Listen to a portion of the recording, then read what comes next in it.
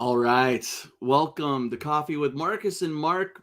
Just Mark today, the number one stock market show on Spotify and one of the most popular market updates on YouTube.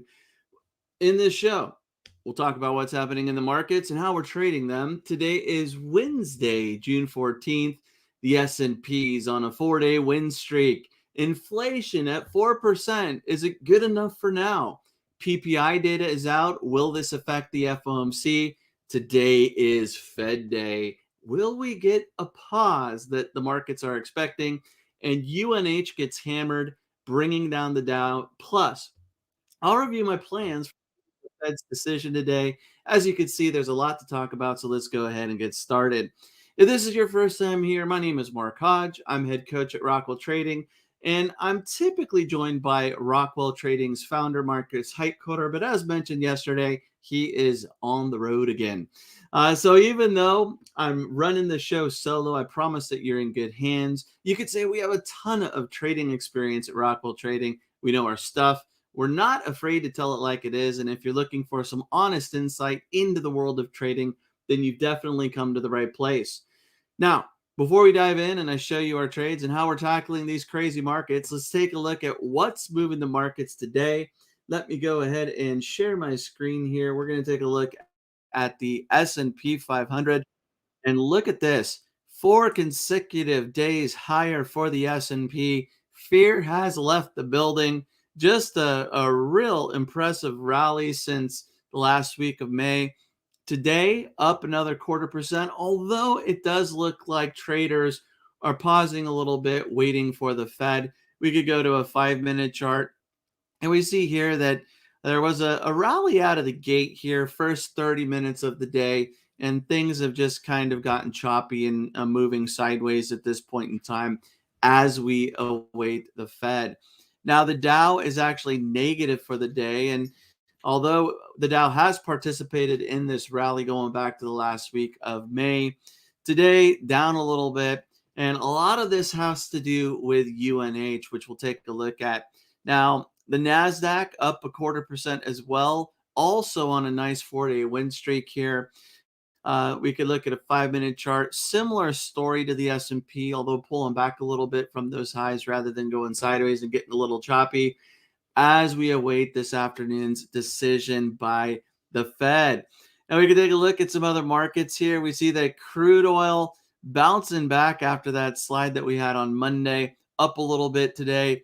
The VIX dropping a little bit, which is a little surprising because we're already at these low VIX levels. Monday we had a big spike, yesterday a little bit of a pullback, but the VIX is down a tiny bit, down 1%, with the Fed on deck. Now let's go ahead and let's talk about what's moving the market. And I mean, this is where right now it's all about inflation and what the Fed will do. Yesterday, we saw that CPI data year over year came in at 4%. And this is where it's kind of a is the glass half empty or half full scenario. And right now, traders are thinking that it's half full, at least based on how the markets have moved, right?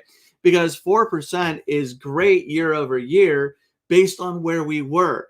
And with a 4.9% expectation, it was down lower than expected. But the Fed still has work to do. The Fed's long-term goal for inflation is to be at 2%. So we need to cut that 4% inflation and price increase in half. So the Fed has attempted to do that with 10 consecutive rate hikes. Right now, everybody believes that the Fed is going to pause. They're not going to raise rates at this meeting. And we're going to look at the CME Fed Funds Futures tool, showing probabilities based on Fed Funds Futures. And we see that right now, 98.8% probability that the Fed will pause today.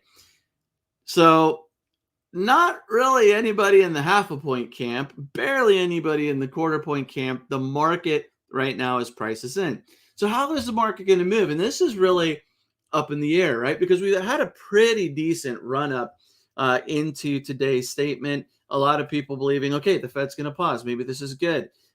Maybe they don't need to go crazy and raise another quarter point or another half point. And maybe we could start talking about when the Fed will decrease rates, which would be good for the economy. And well, there could be a buy the rumor, sell the fact scenario. Now, if the Fed does do a surprise cut, or not cut, sorry, raises a quarter point, this I think could really shock the markets, and you're going to see a big, big drop if that were to be the case. I don't believe that's where the Fed is leaning. I haven't really felt that since the last meeting. I think this is the meeting that will pause, but you never know. You never know. They're taking in data, and we did have some more data today. We could look at the economic calendar, and they say that they're constantly analyzing the data, making a decision based on that data. We see here that the PPI, producer price index, came in. The core PPI came in as expected. PPI itself down 0.3% versus a 0.1% expectation. So some more positive data there. Now, speaking of data, this is where we could review what's in store for this afternoon. At 11 a.m. Pacific, 2 p.m. Eastern Time, we have the Fed funds rate decision. Again, this is expected to come in with no change. There's also the FOMC economic projections and the FOMC statement itself. Now, during that statement, you typically see a reaction to the Fed decision and the statement itself. What the wording is of the statement, some key words, you actually have some bots, algorithms trying to read and pick up on certain words, and maybe programs trading based on what the sentiment is. Is it dovish? Is it hawkish? Right. So you can see a reaction at 11 a.m. Pacific, and then we have the FOMC press conference at 11:30 Pacific, which is 2:30 Eastern, and we can see another reaction there. Now, we often talk about three reactions to Fed Day. Two come the day of that decision and that press conference, and then we often see another reaction on the next trading day. The next trading day, we do have some other data. We have some retail data coming out, also unemployment claims, which picked up last week. So this, I think, is going to be a little more significant. In general, unemployment claims being weekly really isn't as significant as like a major jobs report. But with these creeping higher, and I believe it was the highest week for unemployment claims going back to 2021, this is probably going to start to play a more significant role, especially if we see some bigger unemployment numbers. So definitely a busy afternoon and a busy trading day tomorrow. And let's go ahead and look at some market movers, and we'll talk about more about my plans for the actual trading session. Now, UNH on the move today. UNH getting hammered, and this is putting some pressure on the Dow. The Dow, the only index of the main ones anyway, to be negative, and UNH down over 7%, traded as low as $445.68 right now at 456. And this comes, you see that there's some nice support here on UNH. This is something that I've been keeping an eye on for a while. Did look like an overreaction. For anybody selling puts, we saw on the wheel scanner with PowerX Optimizer, the 430 was available. That actually looked decent, a little aggressive, appears to be an overreaction right now, a little bit of a reversal trading higher than where we opened. But I didn't want to force anything going into the Fed decision and potential volatility surrounding that being released this afternoon. Now, UNH, why the drop? There were some comments by UNH's chief financial officer that there have been elevated volumes of non-urgent surgeries in the second quarter. And it looks like with some higher prices, there are some concerns about some of these providers here. We also saw Humana, HUM is the ticker, down as well, down 13%, trading at 443, 444. Also, Cigna, what's that? Is it CI, I believe is the ticker? Yep, CI. CI down 6%, and not quite the same gap or move lower that we saw with the other two companies. but definitely down. This is kind of interesting. It looks like we might have some short-term support there at 240, although it wasn't a downtrend in 2022, trying to find some direction here in 2023. But some nice support here around 240, going back to the beginning of 2022. And yeah, that's interesting. I'm always looking for new opportunities. Right now, I do have some buying power to deploy in the market, looking for those nice opportunities and ready to do a little fishing. All right, let's look at another one here. AMD. AMD. I'm no longer in AMD. Okay, just a small move, up 1.7% right now. There was some news. They were up about 2.5, 3% early this morning. uh, well, pre-market that is, after a report by Reuters that Amazon's Web Services is considering using AMD's new artificial intelligence chips. So this is one that I was in for a while, going back to 2022. And I let this go a few weeks ago. It did pop a little bit more, now pausing here at these levels right around 125, between 120 and 130. We'll see if we could break through the upside or if there's going to be a dip and a gap fill here, but no longer in this one myself. Now, moving on over to PowerX Optimizer here. I mean, this is where right now I am in PNC. And PNC, I am looking to sell calls. Uh, right now, not quite the premium that I want to see to be able to sell calls. I am in at 136. My break evens 134.55. Some nice movement here with PNC recently, although a little pause as we approach the Fed's decision this afternoon. The 133 was available for my minimum criteria. I look for 30% minimum when I'm selling premium or collecting premium by selling puts and calls. And we could go over to PNC with the PowerX calculator here, the call selling calculator. And we see that if we're looking at 136, which is my cost basis, for this Friday's expiration, 2 days to go, if I click on that icon, I could see what the ROI is. And right now, to get 30%, we would be selling the 132. So a little bit short for me. I really think we're going to get another push higher. And I don't want to sell these calls below my cost basis. Rather wait, get the nice premium when you get that pop, sell calls where I want to sell calls. We could go out to the 23rd here just to see what's going on with next week's expiration. Monday is market holiday.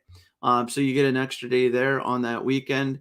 And if we go to, well, here it looks like 131. I mean, nice premium from a dollar perspective, but annualized based on the day's expiration at 36% for the 131 strike, or at 25% for the 132. We actually see that the bid's 95, the offer is 120 on that 132 call. The minimum we need for 30% would be a buck 13 going out to next Friday. If we look at the bid ask on the 133, we see we're well shy of that. So I need a little more follow through in PNC and to break out to the upside after encountering a little resistance and a little bit of a pause as we have some news, right, with the Fed coming out with their decision this afternoon. Hoping we could pop through 130, get a nice rally there, so I could start selling 136 calls and collecting some premium to bring down my break even. So that's the plan with that one. Marcus is in CTRA. CTRA, I mean, he's making money on the position. He's collected a lot of premium, got a few dividends that helped, bring in some money. Right now, just trading mid-range between the lower level that we have here around 23. Here we see support about 23 based on our lowest close indicator, and this upper range about 26. So nice wheel candidate, nice wheel stock. I know a lot of traders in our mastermind group are in this one and have been making some nice money. I made some nice money on this one and I let it go, letting it get called away at 26 earlier this year. Last week, I think this was one of the trades of the week. selling the 23 put on I think it was Tuesday. I was unable to do that, but it seemed like a real nice opportunity there, and we quickly rebounded. So CTRA kind of mid range. I don't see anything that looks fantastic right now, so I'm sitting on my hands waiting for the Fed. How I will trade the Fed? Well, I'm looking for new opportunities, and I'm hoping we get a little volatility here with such a run up. I hope that there is some profit taking.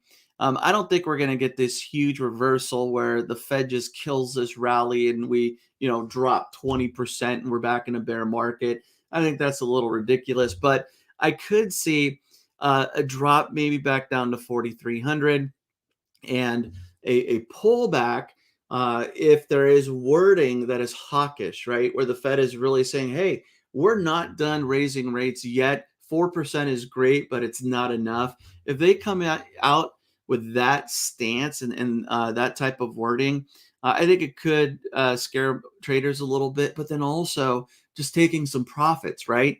I mean, this is a pretty decent run up in the S&P going back to where we closed. This was May 25th. You see the S&P is up 6.5%, right? Even just a pullback of 2%, a third of that would be healthy in this move. And if that happens, I think we could see some nice opportunities popping up on our wheel scanner, some nice trades. Right now, the only thing that's popping up is CVS, and not the biggest fan of this. It's just been in a downtrend this year. Might have found a bottom, a little bit of a rebound, but gosh, this chart's not the most attractive to me. So for me, just waiting for the Fed, and we'll see if there is some movement, some profit taking, and some opportunities to collect some premium. So that's going to do it for today's stock market update. If you liked this update, please give it a like. We appreciate the likes. And if you are new to the channel, make sure you subscribe so you can get updated when we do other videos and future updates. As mentioned, Marcus is going to be popping in from time to time when he is in a position where he's able to do so, but he is on the road for the next couple of weeks. So I am taking care of these updates solo, hoping to have him as a guest from time to time. So that's going to do it for today's update. If you have questions, comments, post them. We appreciate the feedback and ideas. And hey, we love trading. We love talking trading. We love trading the wheel strategy and taking advantage of some nice opportunities in the market. Give it a like. We'll see you tomorrow. Until then, happy trading, everybody.